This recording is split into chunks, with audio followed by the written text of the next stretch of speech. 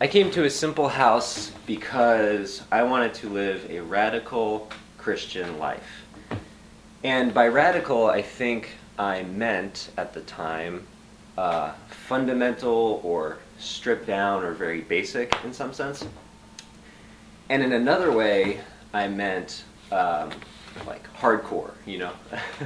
I was 22, and I think what I wanted to do was to try to follow Jesus about as literally and as closely as I possibly could, and I wanted to be like St. Francis, and I just wanted to go wherever and sleep wherever and eat whatever and just live off donations and help the poor and spread the good news.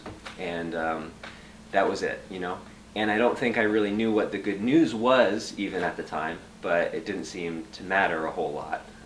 So that was the idea I had in my mind. And at that time, I had already had a few experiences where I had like an encounter with Jesus in the poor and the people that I'd helped in various ways.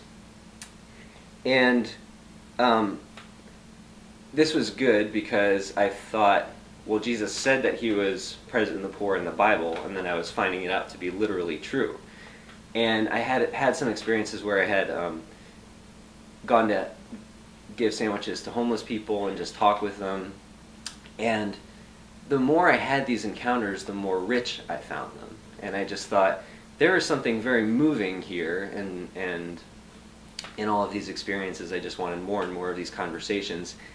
And usually it seemed like the people that I was helping were happier than I was, even though they had more problems than I had. And so I thought that somehow there is a rich treasure here. I thought that somehow there's something happening here that not a lot of people talk about or know about, and that I really wanted to dive into. So I guess it was sort of like a pearl of great price. And so basically, I wanted to increase the number of these encounters that I was having with Jesus and that I was having with the poor in any way that I could. And the way that I thought that I had to do this was, if I was going to increase these encounters, I had to do it full time. And this was incompatible with having a normal career, which I was not really interested in anyway. So I moved into a Simple House. And when I came to Simple House, it was just great. I was really happy. I got to move into this very dingy old house that was given to us. I moved into the living room, and I slept on the floor there, which was the only place that they had space for me, because 2 of the other rooms had been given to elderly women, one of whom was formerly homeless and mentally ill, and it was a real joy to live with her. She was very interesting, and she also taught me how to do chores in the house, which was very good.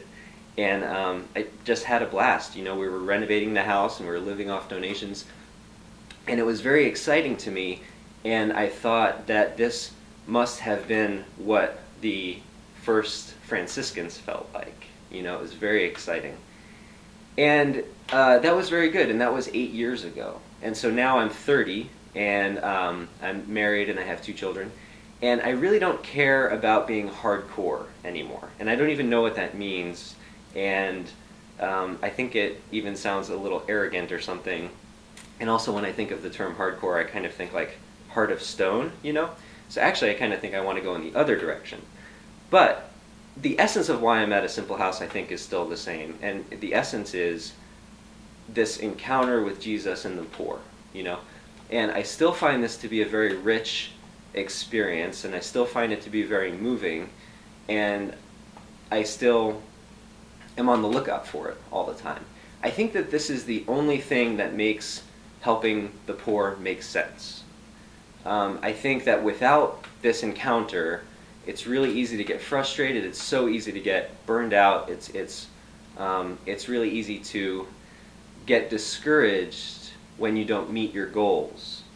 But if you have the encounter with Jesus, it changes everything. This encounter is so rich, and it's really a mystery, and so it will never be exhausted. Jesus, I think, is always doing something new in the poor and in this encounter. So it's really a joy to keep going out to meet him in this way, I think.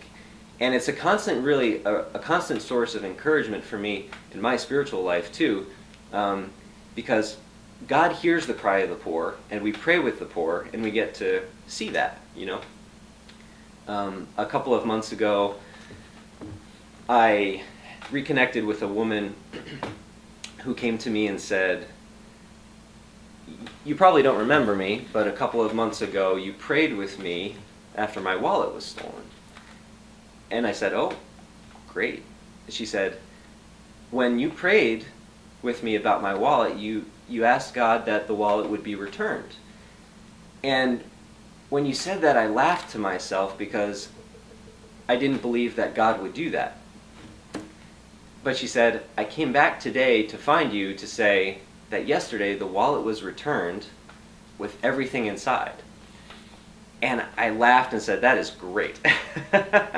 And she said, "Yeah, and now I know that God answers prayers." And she said, "And now I want to pray again with you for reconciliation in my family." And I was really moved, you know, because this woman saw an evidence of God working in her life, and now she wanted to move forward, you know. So that was very beautiful. And I think that this is the reason I'm at a Simple House, you know, to see what God is doing in the lives of the poor and in the lives of the people that he loves.